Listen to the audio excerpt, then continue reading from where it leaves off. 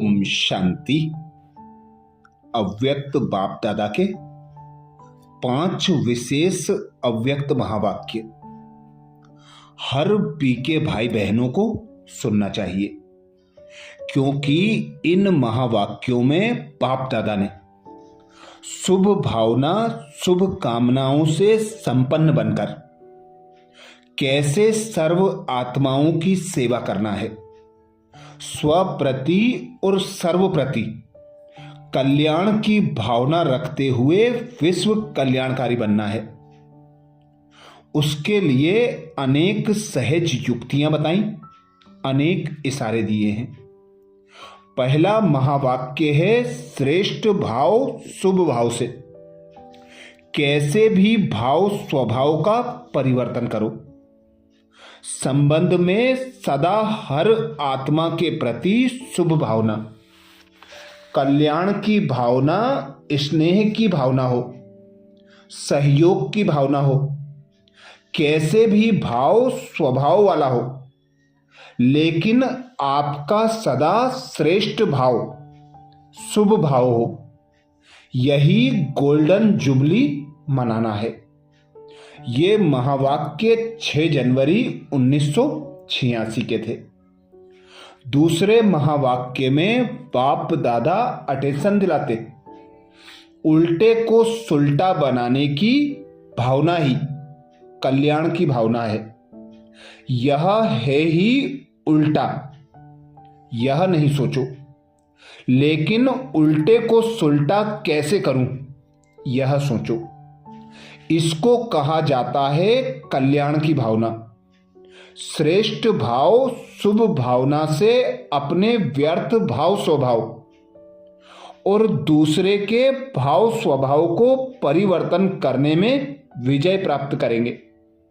समझा?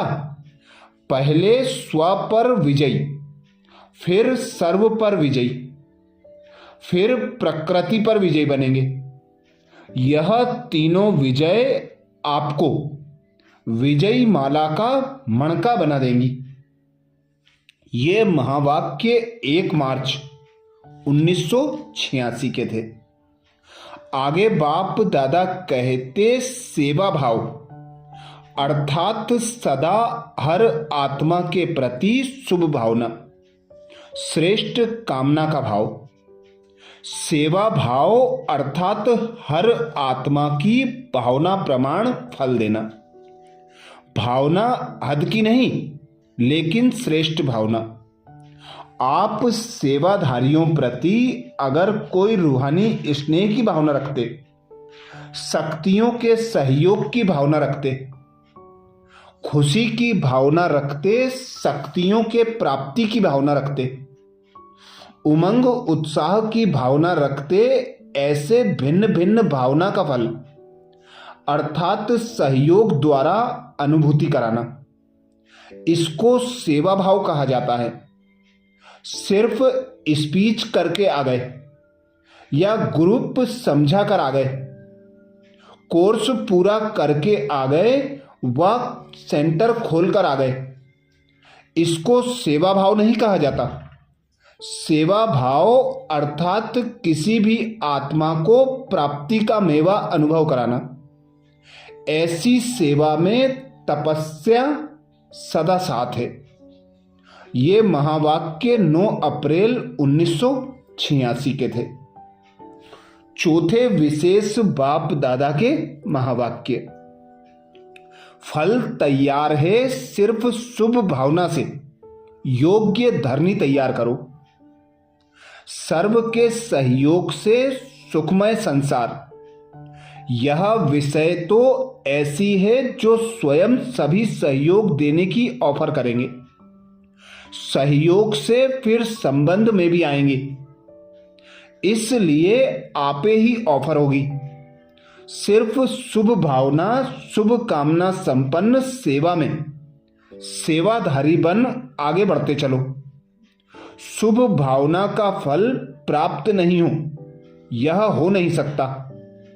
सेवाधारियों के शुभ भावना शुभ कामना की धरनी सहज फल देने के निमित्त बनेगी। फल तैयार है, सिर्फ धरनी तैयार होने की थोड़ी सी देरी है। फल तो फटाफट निकलेंगे, लेकिन उसके लिए योग्य धरनी चाहिए। अभी वह धरनी बाबा कहते तैयार हो रही है। ये महावाक्य 2 नवंबर 1987 के थे। 5वें अंतिम महावाक्य बाप दादा कहते, मनसा सेवा करने के लिए लाइट माइट से संपन्न बनो। अपनी शुभ भावना, श्रेष्ठ कामना, श्रेष्ठ वृत्ति, श्रेष्ठ वाइब्रेशंस द्वारा किसी भी स्थान पर रहते हुए अनेक आत्माओं की सेवा करना, यही मनसा सेवा है। इसकी विधि बाप दादा बताते हैं। लाइट हाउस माइट हाउस बनना। लाइट हाउस एक ही स्थान पर स्थित होते दूर दूर की सेवा करते हैं। ऐसे आप सभी एक स्थान पर होते अनेकों की सेवा। बाबा कहते, ऐसे आप सभी एक स्थान पर होते अनेकों की सेवा अर्थ निमित्त बन सकते हो। इतना शक्तियों का खजाना जमा है तो सहज कर सकते हो। इसमें स्थूल साधन व चांस व समय की प्रॉब्लम नहीं होती। सिर्फ लाइट माइट से संपन्न बनने की आवश्यकता है। सदा मन बुद्धि व्यर्थ सोचने से मुक्त होना चाहिए। मन मनाभव के मंत्र का सहज स्वरूप होना चाहिए। ये महावाक्य 6 नवंबर 1987 के थे। ये 5 विशेष बाप दादा के महावाक्य जो मनसा सेवा के लिए बाप दादा ने सुनाए थे। पहला महावाक्य था, श्रेष्ठ भाव शुभ भाव से कैसे भी भाव स्वभाव का परिवर्तन करो। दूसरे महावाक्य थे, उल्टे को सुलटा बनाने की भावना ही कल्याण की भावना है। तीसरे महावाक्य, सेवा भाव अर्थात सदा हर आत्मा के प्रति शुभ भावना, श्रेष्ठ कामना का भाव।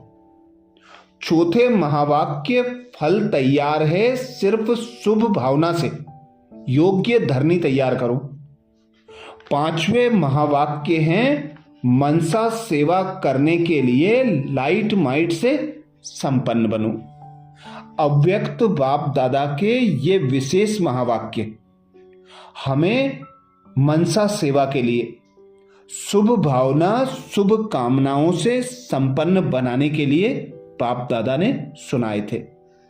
ऐसे ही और विशेष छटे हुए अव्यक्त बाप दादा के महावाक्य सुनने के लिए बाबा के चैनल को सब्सक्राइब करें।